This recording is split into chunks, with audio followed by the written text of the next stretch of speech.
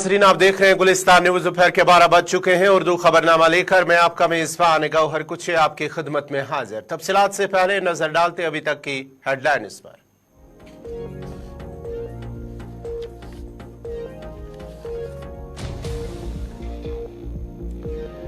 वज़ीर दिफा राजनाथ सिंह जम्मू राजौरी दौरे पर। राजौरी पूंछ अजला में जमीनी सूरत हाल का लेंगे जायजा। राजभवन जम्मू में काला सतही सिक्योरिटी जायजा इजलास होगा मुनक्कद।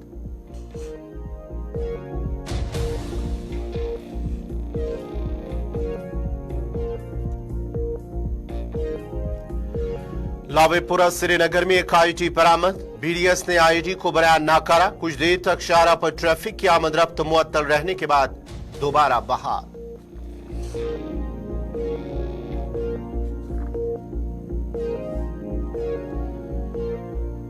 कश्मीर में शबाना दर्ज हरारत नुक्ता-ए-जमद से नीचे दर्ज। वादी कश्मीर मुसलसल शदीद सर्दियों और गहरी धुंध की लपेट में।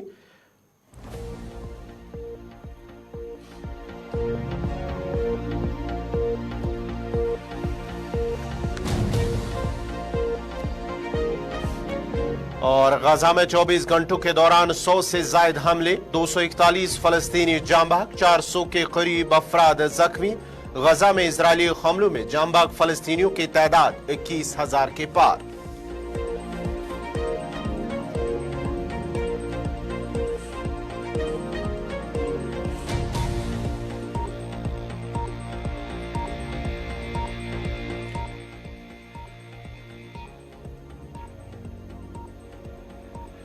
और अब पेश है खबरों की तफसील। सबसे पहले वज़ीर दिफा राजनाथ सिंह का आज जम्मू दौरा और उसके साथ साथ ही वो राजौरी और पूंछ का भी दौरा करेंगे। वज़ीर दिफा राजनाथ सिंह आज जम्मू का दौरा कर रहे हैं और वो जम्मू पहुंच चुके हैं, जिस दौरान जम्मू कश्मीर के एलजी मनोज सिन्हा ने उनका एयरपोर्ट पर इस्तकबाल किया है।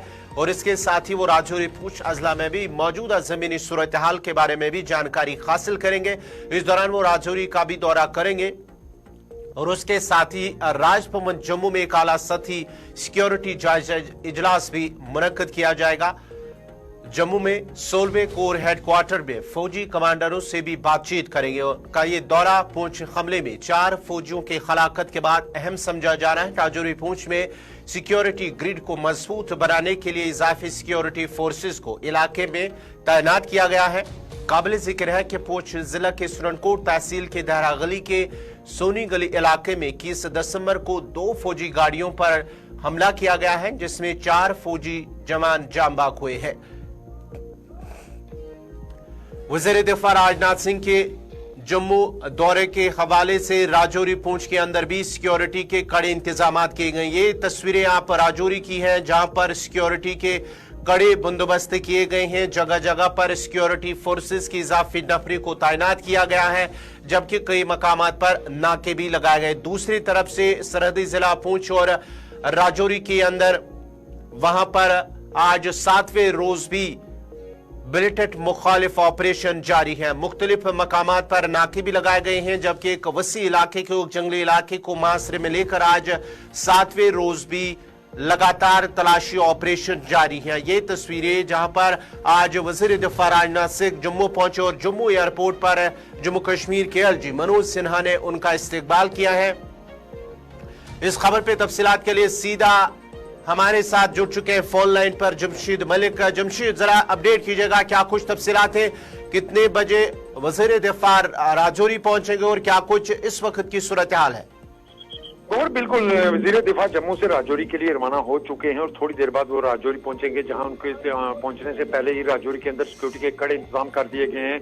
खास करके गुजर मंडी इलाका है, जहां किसी भी निजी गाड़ी को चलने की अब इजाजत नहीं है। गाड़ियों की आवाजाही यहाँ भी बंद कर दी गई। और उसके बाद जिस तरह पहले हमने कल ही ये खबर ब्रेक की थी कि वो जो मुतासर खानदान है उनके अहले खाना से भी उनकी मुलाकात राजौरी में ही होने जा रही है। उसके साथ साथ अगर देखें पुंछ के तमाम डीडीसी मेंबर, मतलब 14 के करीब डीडीसी मेंबर को भी पुंछ से राजौरी लाया गया, जो उनसे मुलाकात यहाँ पर करेंगे। क्योंकि इस वक्त राजौरी के अंदर सिक्योरिटी की जहां तक बात करें, जम्मू कश्मीर पुलिस, सीआरपीएफ हो या फौज हो, इनके सिक्योरिटी में काफी इजाफा राजौरी के अंदर देखने को मिल रहा है। खास करके एयरपोर्ट से लेकर डाकमल और राजौरी तक काफी सिक्योरिटी कड़ी कर दी गई है। सिर्फ इस इलाके में इस वक्त जम्मू कश्मीर पुलिस की या फौज की गाड़ियां नजर आ रही हैं, बाकी किसी गाड़ी को यहाँ चलने की इस वक्त इजाजत नहीं है। और थोड़ी देर के बाद वो राजौरी पहुंचने वाले हैं, जहां उन्होंने पुंछ के कुछ सीनियर सिटीजन के साथ, डीडीसी मेंबरान के साथ भी उनकी एक मीटिंग डाकमल और राजौरी में होने जा रही है, जहां उसके साथ ये भी कहा जा रहा है कि जो मुतासरन खानदान के अहले खाना उनमें से 6 लोगों को राजौरी बुलाया गया है, जहां उनको आज नौकरियों के आर्डर तकसीम किए जाएंगे। उसके लिए पूरी तैयारियां पहले से ही कर ली गई थी। कल से ही इस तरह की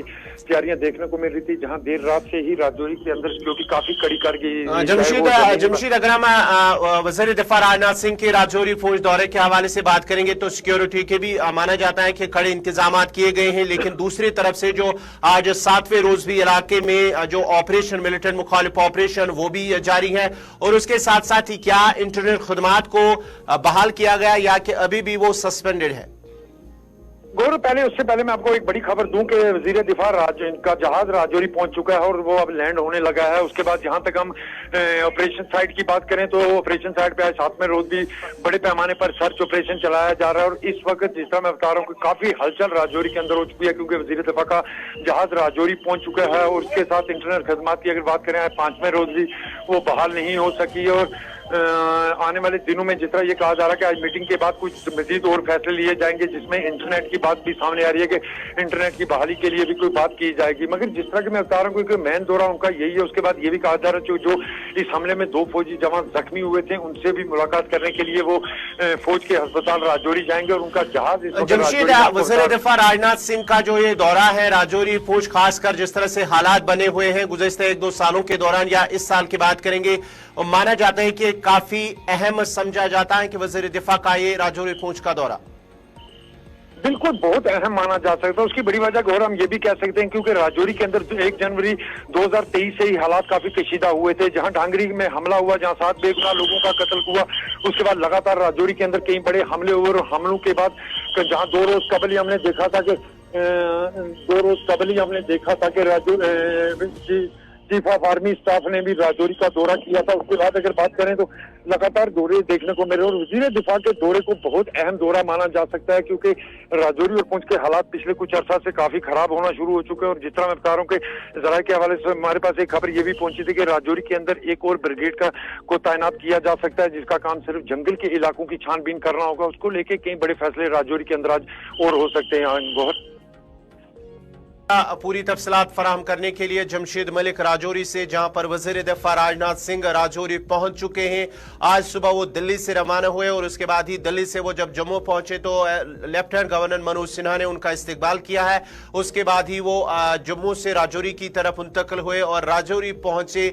उसके बाद ही आज वो माना जाता है कि जहां पर वो सिक्योरिटी सूरत हाल का जायजा लेंगे। सिक्योरिटी के जो फौज के आला अफसरान है वो इसे मौजूदा सिक्योरिटी सूरत हाल के हवाले से तफसीलात भी हम करेंगे। उसके साथ साथ ही उसके बाद वापस जब वो जम्मू पहुंचेंगे तो राजभवन के अंदर एक आला सतही इजलास भी मुनक्कद होगा, जिसमें जम्मू कश्मीर की जो सिक्योरिटी सूरत हाल, उसके साथ साथ ही राजौरी पुंछ के अंदर जो सूरत हाल बनी हुई है उससे भी उन्हें आगाह किया जाएगा। और साथ ही साथ ये भी जराये के हवाले से खबर आ रही है कि राजौरी के अंदर एक और ब्रिगेड को तैनात किया जाएगा।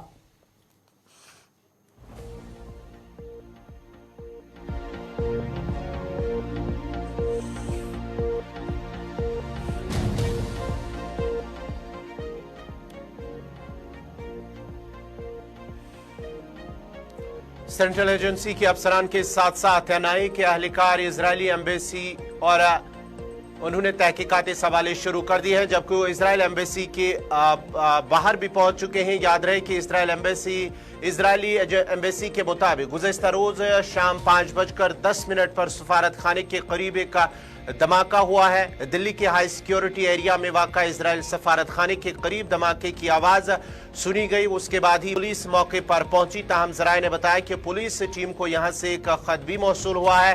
जराये का मजीद कहना है कि यह खत सफीर को लिखा गया है। फॉरेंसिक टीम फिंगरप्रिंट जानने के लिए खत अपने साथ ले गई है। दिल्ली की मकामी सिक्योरिटी टीम के साथ मुकम्मल ताउन के साथ काम कर रहे और वो इस मामले की मजीद तफ्तीश कर रही हैं। इधर इसराइल की कौमी सलामती कौंसिल ने हिंदुस्तान में इसराइलियों के लिए एडवाइजरी जारी करते हुए उनसे कहा कि वो भीड़ वाली जगहों से गुरेज करें, यानी कि जहां पर भीड़ भाड़ वाले इलाके हैं उन मकामात पर वो न जाए। इस सिलसिले में बाज़ाब्ता तौर पर एक एडवाइजरी जारी कर दी गई है। आपको बताते हैं कि गुज़श्ता रोज ये एनआईए की टीम और दीगर सिक्योरिटी एजेंसियों के अफसरान जो है वो उस मकाम पर पहुंचे जहां पर गुज़श्ता शब इजरायली एम्बेसी के बाहर एक पुरस्कार धमाका हुआ है। ताम इस हवाले से लगातार तहकीकात की जा रही। एनआईए की टीमों के साथ साथ दीगर जो सिक्योरिटी एजेंसियां हैं वो भी इस मकाम पर पहुंची और उसके साथ साथ ही ज़रार के हवाले से यह भी खबर आ रही है कि वहां पर एक खत भी गुज़श्ता शाम मौसूल हुआ है।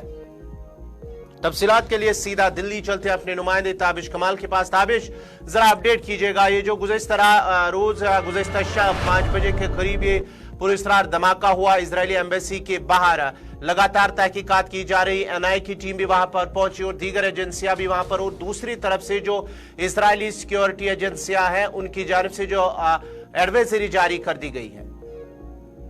बिल्कुल गौहर, देखिए बता दें कि कुछ देर पहले इजराइल एम्बेसी के बाहर एनआईए और एनएसजी की टीमें पहुंची हैं। हालांकि कल देर रात से ही यहां पर दिल्ली पुलिस और दिल्ली पुलिस की जो एजेंसियां हैं वो लगातार छानबीन कर रही थी। लगभग 1000 के करीब जो सीसीटीवी फुटेज है उनको अब तक खंगाला जा चुका है। एक रूट मैप तैयार दिल्ली पुलिस की तरफ से किया जा रहा है, एजेंसियों की तरफ से एक रूट मैप तैयार किया जा रहा है। खास ये है कि दिल्ली पुलिस जो तमाम इंटरनेशनल फ्लाइट है उन पर भी निगरानी बनाए हुए है, क्योंकि जो 2 संदिग्ध वीडियो के अंदर दिखाई दिए हैं उनका एक मैप और लोकेशन ट्रेस करने की कोशिश की जा रही है और इसीलिए आसपास के जितने भी सीसीटीवी फुटेजेस हैं उनको देखा गया है। हालांकि इजराइल की तरफ से एक एडवाइजरी जारी कर दी गई है जिसमें यह कहा गया है कि इजरायली जो भी सिटीजन है वो ज्यादा भीड़ भाड़ वाले इलाके में ना जाए, किसी मॉल में ना जाए, किसी शॉपिंग बड़े कॉम्प्लेक्स के अंदर ना जाए और साथ ही व्हाट्सएप पर अपनी लोकेशन को शेयर ना करें। यानी कि कहीं ना कहीं इजराइल एम्बेसी को यह खतरा है कि भारत में उनके नागरिकों के साथ, उनके सिटीजन के साथ कोई ना कोई सुरक्षा में खिलवाड़ हो सकता है। हालांकि दिल्ली पुलिस और जो तमाम एजेंसियां हैं, चाहे वो एनआईए हो, एनएसजी हो या दिल्ली की क्राइम एजेंसियां हो, वो सतर्क नजर आ रही है और सुबह से ही लगातार हम बदस्तूर देख रहे हैं कि एक के बाद एक एजेंसी आकर के यहाँ पर छानबीन कर रही है। कल जिस तरह से लगभग 5 बजे के करीब ये धमाका हुआ था उसके बाद से ही तमाम जो सुरक्षा एजेंसियां हैं वो पूरी तरह से अलर्ट नजर आ रही हैं। लेकिन कल से लगातार हम ये भी देख रहे हैं कि जो एजेंसियां हैं वो एक के बाद एक सबूत जुटाने की कोशिश कर रही हैं। खबर ये मिली है कि वहां से कुछ पर्चे मिले हैं, कुछ फटे हुए पेपर हैं जिनके जरिए वो जो उनकी फिंगरप्रिंट है, फिंगरप्रिंट के जरिए उन तक पहुंचने की कोशिश की जा रही है और उस इलाके में एक रोड मैप मॉड्यूल तैयार करके इस सब को पता लगाने की कोशिश की जा रही है। तमाम जो एजेंसियां हैं वो अपने बहुत बहुत शुक्रिया ताबिश कमाल आपका तफसात फराम करने के लिए। आपको बताते चले कि गुज़श्ता शाम इजरायली एम्बेसी के बाहर जो पुरस्कार धमाका हुआ, इस सिलसिले में एनआईए की टीमों के साथ साथ दीगर जो एजेंसियां हैं वो आज सुबह ही वहां पहुंची है और उसके साथ साथ ही पूरी इस हवाले से तहकीकात शुरू कर दी गई हैं। जबकि माना जाता है कि गुज़श्ता शाम जब ये धमाका हुआ तो उसके साथ ही एक खत भी मिला है जिसके हवाले से अब माना जाता है कि उसके हवाले से फिंगरप्रिंट लिए जा रहे हैं कि आया ये खत में क्या कुछ है। इस हवाले से फिलहाल तफसीलात जारी नहीं की गई हैं, ताहम इस हवाले से जो धमाका हुआ है तहकीकात इस पर की जा रही है कि आया धमाका कैसे हुआ, किस तरह हुआ और किस नवियत का धमाका था।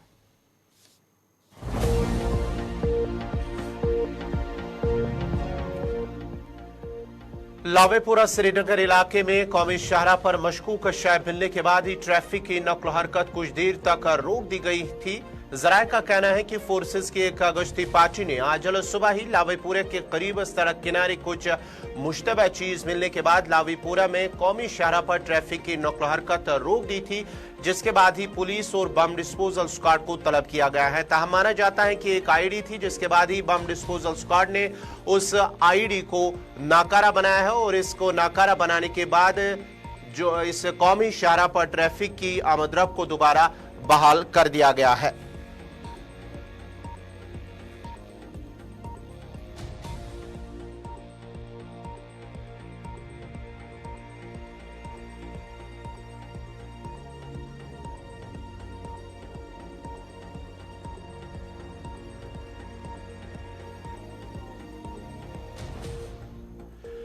वादी कश्मीर के बेशतर हिस्सों को आज भी घने धुंध ने अपनी लपेट में ले लिया, जबकि वादी बर के बेशतर इलाकों पर दर्ज हरारत नुक्ता-ए-जुमत से भी नीचे दर्ज किया गया है और शबाना दर्ज हरारत में कमी होने से सर्दियों का जोर तेज तर हुआ है। आज सुबह के वक्त श्रीनगर समेत वादी के बेशतर इलाकों में लगातार तीसरे दिन भी कोहरे और धुंध छाई हुई थी। काफी देर तक गहरी धुंध छाए रहने से जहां ड्राइवरों को हेडलाइट चालू करके गाड़ियां चलाना पड़ी, वहीं सुबह के वक्त मुख्तलिफ कामों के लिए निकलने वालों को भी सख्त मुश्किलात का सामना करना पड़ा। उधर घने धुंध की वजह से कई उम्मीदवार नीट का इम्तिहान नहीं दे सके हैं, क्योंकि उन्हें एक जिले से दूसरे जिले का सफर करना पड़ा और उन्हें कई मुश्किलात का सामना करना पड़ा। जबकि जो रिपोर्टिंग का वक्त था वो 8:30 बजे था, लेकिन वो वक्त पर नहीं पहुंच सके और साथ ही साथ इम्तिहान तकरीबन 9 बजे शुरू होना था और वक्त पर पहुंचने से वो इम्तिहान से कासिर ही रहे। ताहम महकमे मौसमियात के मुताबिक वादी में अगले 24 घंटों के दौरान मौसम खुश्क रहने का इम्कान है। उन्होंने कहा कि वादी में 31 दिसंबर तक मौसम खुश्क रहने का इम्कान है। का मजीद कहना है कि 1 जनवरी और 2 जनवरी को मौसम अबर आलूद रहने का इम्कान है और इस दौरान कहीं कहीं हल्की बारिशें मुतवक्का है।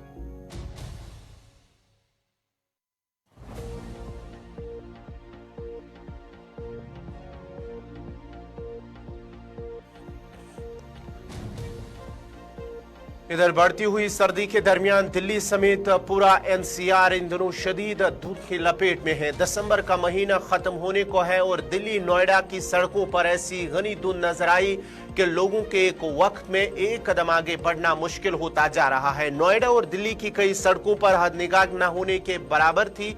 इस दौरान गाड़ियों से सफर करने वाले अफराद को खासी परेशानी का सामना करना पड़ रहा है। महकमे मौसमियात के मुताबिक कुछ इलाके ऐसे हैं जहां हद निगाह कदरे बेहतर है।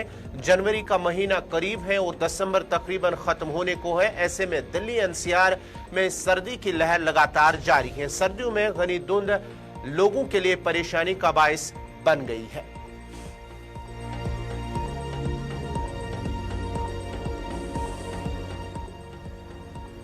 जम्मू कश्मीर इंतजामिया की जानिब से खवातीन को बाइख्तियार बनाने के लिए जहां मुख्तलिफ स्कीमों को शुरू किया गया है, वहीं जिला पुलवामा में भी महकमे हैंडीक्राफ्ट्स की जानिब से कई सारी स्कीमों के तहत बहुत सारे सेंटर कायम किए गए हैं, जहां पर खवातीन को खुद कफील बनाने के लिए तरबियत दी जा रही है।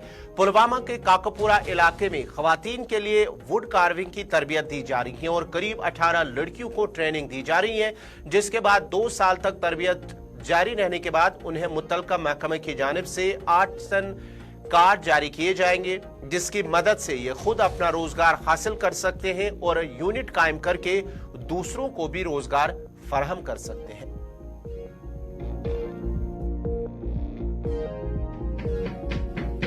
हम काकापुरा से है। यहाँ पर हैंडीक्राफ्ट डिपार्टमेंट ने यहाँ पर जो वुड कार्विंग का सेंटर डाला है, हम बहुत शुक्रगुजार है इस डिपार्टमेंट का। पहले जो ये काम था ये ज़्यादातर लड़के करते थे, लड़कियाँ नहीं वाकिफ थी इस काम से। तो जब से यहाँ पर ये सेंटर शुरू हुआ है तब से हम यहाँ आ रहे हैं, 1 साल से यहाँ आ रहे हैं। पहले जो 6 मंथ्स थे उसमें हम कुछ ज़्यादा नहीं सीखते थे, लेकिन अब ग्रेजुअली हम सीख रहे हैं। तो हम डिपार्टमेंट का बहुत शुक्रगुजार है कि वो हमें यहाँ सिखाते हैं। हमें ट्रेनिंग कंप्लीट करने के बाद आर्टिसन कार्ड मिलेगा, जिससे हम अपना रोज़गार खुद कमा सकते हैं। काकापुरा से हूँ और ये सेंटर काकापुरा में है और मेरे साथ यहाँ पे सीख रही है 18 लड़कियाँ और हम शुक्रगुजार है हैंडीक्राफ्ट डिपार्टमेंट का, जो हमें यहाँ पे 1 महीने में 1000 रुपया देते हैं और यहाँ पे सिखा रहे हैं।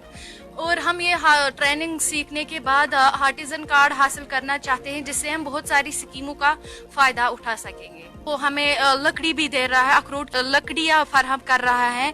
इसी पे हम सीख रहे हैं। मतलब सर हमें अच्छे से सिखा रहे हो और यह कोऑपरेटिव भी है, बहुत अच्छे से सीख रहे। पहले 6 महीने में हमने तो उतना ज़्यादा सीखा नहीं था, लेकिन मतलब विद इन टाइम हम सीख रहे हैं, जैसे कि आप लोगों को।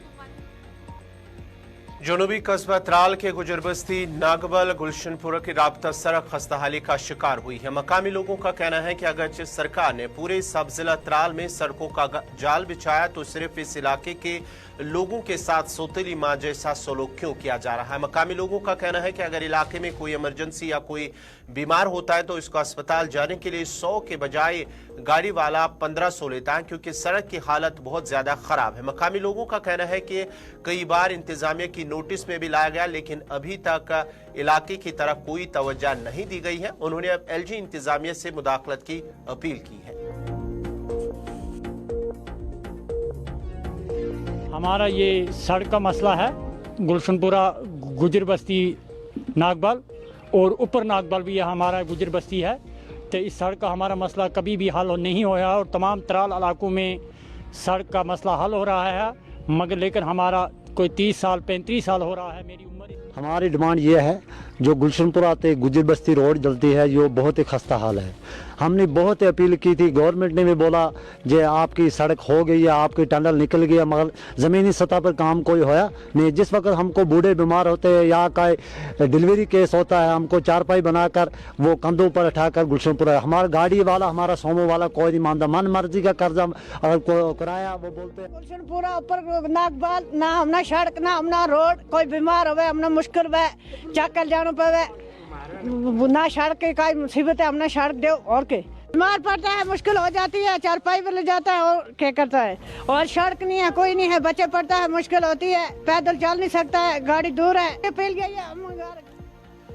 जम्मू कश्मीर टीचर्स फोरम जिला सदर सदूर साहिल बशीर की क़यादत में कुपवारा के कई जोन सदूर ने चीफ एजुकेशन ऑफिसर कुपवारा से एक मीटिंग की, जिसमें असातिज़ा के जायज़ मुतालबात के बारे में आगाह किया गया और बच्चों की पढ़ाई के बारे में भी बात की गई है, जिसमें दूर दराज इलाकों की स्कूली इमारतों के हवाले से भी उन्हें आगाह किया गया ताकि उन स्कूली इमारतों को बेहतर बनाया जा सके और जो सरहदी इलाकों के असातिज़ा है उनकी ट्रेनिंग अपने अपने इलाकों में ही होनी चाहिए, जिसमें टंगडार, केरन, मत्सिल और जमगुड़ शामिल है, क्योंकि उन इलाकों को कुपवारा आकर बहुत ज्यादा रुकुमात खारिज करनी पड़ रही है। हम अपने तालीमी सरबराह जिला के तालीमी सरबराह अब्दुल मजीद डार साहब से हम मिले और जितने भी हमारे इश्यूज से जो बच्चों के हवाले से या उस्ताद किराम के हवाले से उनको उन इश्यूज से आगाह किया। जैसे जम्मू कश्मीर टीचर्स फोरम एक ब्रिज है। आपको पता है कि न्यू एजुकेशन पॉलिसी 2020 अब इम्प्लीमेंट होने जा रही है, वो इम्प्लीमेंट हो रही है। उसके मुतलिक भी हमने अपने तालीमी सरबराह अब्दुल मजीद डार साहब से बात की और आपके माध्यम से मैं अपने उस्ताद बरादरी से ये गुजारिश करना चाहता हूँ कि उसका एक 2 रोजा खेलो इंडिया वुमेन्स रग्बी लीग 2023 इख्तिताम हुई। इस लीग में 3 कैटेगरीज ने हिस्सा लिया, जिनमें सब जूनियर्स सीनियर्स कैटेगरीज शामिल थी। इस लीग में जम्मू और श्रीनगर के मुख्तलिफ अजला के खिलाड़ियों ने हिस्सा लिया। मैच रग्बी मैदान पोलो ग्राउंड श्रीनगर में मुनक्कद हुआ। लीग मुनक्कद होने पर खिलाड़ियों ने खुशी का इजहार करते हुए इंतजामिया का शुक्रिया अदा किया और उम्मीद जाहिर की कि आने वाले वक्त में मजीद इस तरह के मुकाबले मुनक्कद होंगे।